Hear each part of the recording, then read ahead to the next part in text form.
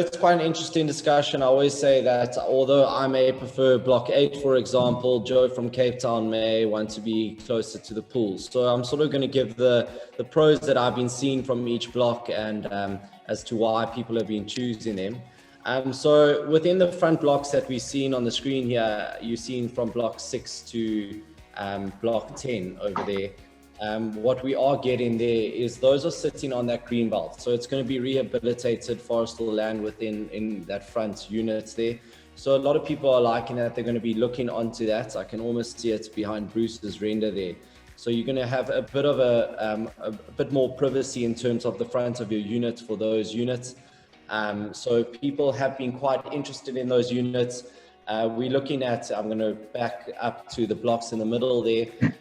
Popular sort of demand around the lifestyle center, wanting to be close to the gym, close to that working space, as well as the games room and laundry facility.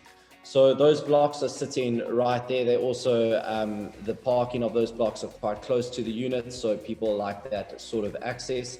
And then block 1 and 4, which have been termed the super blocks, as sort of the nickname that's just run with them. And the reason being, like I said previously, those blocks are sitting, there is parking underneath those blocks, and then you'll have your first floor, your second floor, and your third floor. And what we've seen from those blocks is they are sitting sort of at the top of the cantina of the lay of the land.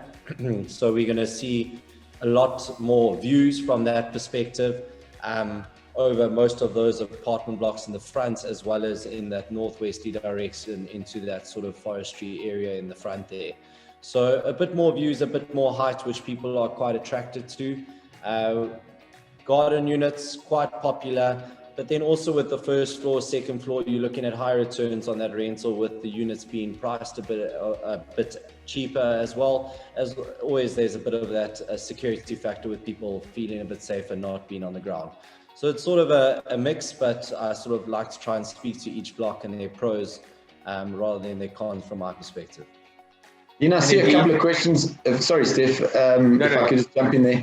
I see a couple of questions have come up around private gardens or closing gardens. Do you want to?